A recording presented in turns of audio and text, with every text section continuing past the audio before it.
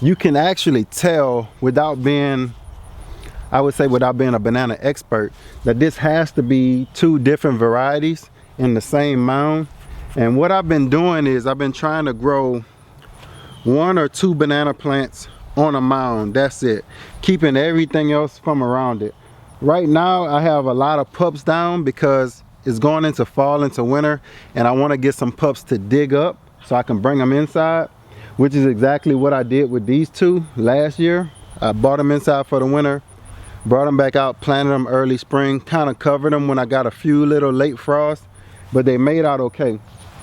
If you see this one on my right, this tree or plant is about 20 feet tall, but what you see is no fruit.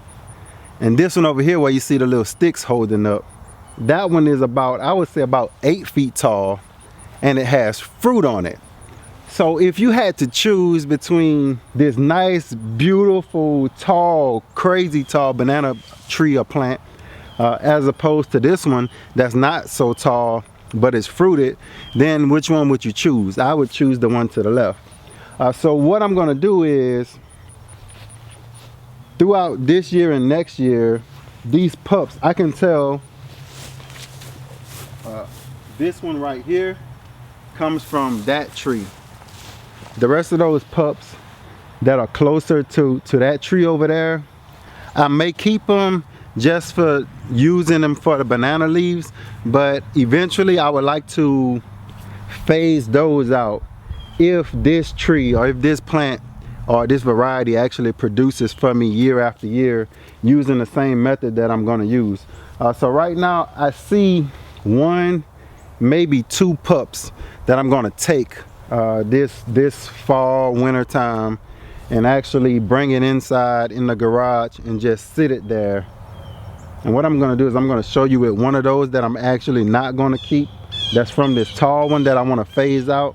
I'm going to show you how I actually take those pups off. So here we are. This one I'm not going to worry about. Even if this tree fruited, it wouldn't do me any good because it doesn't have enough time to actually grow into a nice size and actually produce anything. So if this tree fruited right now, it would only aggravate you because it's actually too late. Now if I could take this huge tree out the ground and store it somewhere, which I'm not going to try, and put it back out here, then it would do me some good. But what I'll do for this winter season is I'll cut this tree down and actually just use it as a mulch to mulch this area up, chop it up real good, and let it feed for the next growing season. So all you gotta do is just get in here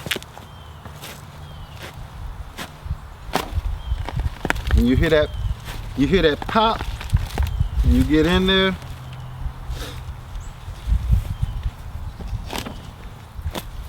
I like to get down in there, make sure I done got it. Now I store these differently. Some people, if you want to store your banana plant, you would take it just like this. Look at all those roots on it. You would take it just like this, even with some dirt on it, wrap it up in a bag, and just put it up in your garage for the winter. And you could cut the leaves off of it, all the leaves off of it, and it'll grow some leaves slow throughout the course of the winter, but not enough to really, like if it was in the ground. So this, I'm just gonna leave it out.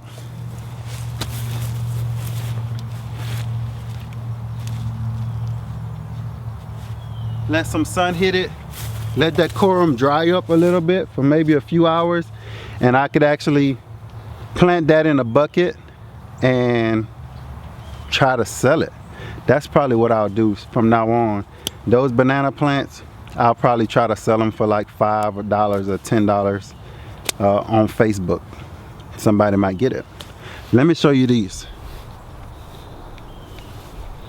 All right, so this is where we are on the bananas here. I had some little scale or something that got on these that I wanted to show y'all, but I didn't have time, so I went ahead on and took it off. I just scraped it off. I don't know what they were. But that was the only thing that I saw. I got some diatomaceous earth and just kind of powdered it on there, and that kind of slowed it down, and the ants were coming up. I think they were going to try to start farming some aphids or something. But look at this tree, and look at that one. So you have fruit on this one, and I'm thinking this pup here, this pup right here, this is just a banana leaf I cut off. This pup right here, I'm hoping comes from here and not from back there. That way I can use this pup and this pup here, and I'm gonna mark these two as my producers, and that way when I put them out next spring, I'll know to give extra chicken manure to these, because they're shorter and they fruit at a shorter height than this variety here. Eventually, like I say, eventually I would like to take a tree like this, a variety like this, and just phase it out, because I don't want to have a banana plant that's not going to produce in my environment. So I would phase it out. I wouldn't even try to sell that to anybody. Over time, I'll try to phase it out and sell just these with instructions of how to get these to fruit every year here in this area. So this is my mound, and this is basically just chicken manure. I've been putting chicken manure on this thing. When I started, I had some wood chips I put down on it during the winter, and when the spring came, I just started dumping chicken manure. Basically, that's pretty much all I dumped on here, because this is just leaves. Chicken manure is straight nitrogen, and they love it. So as you can see, so what I'm gonna do, I thought we was about to get a frost last night. We didn't.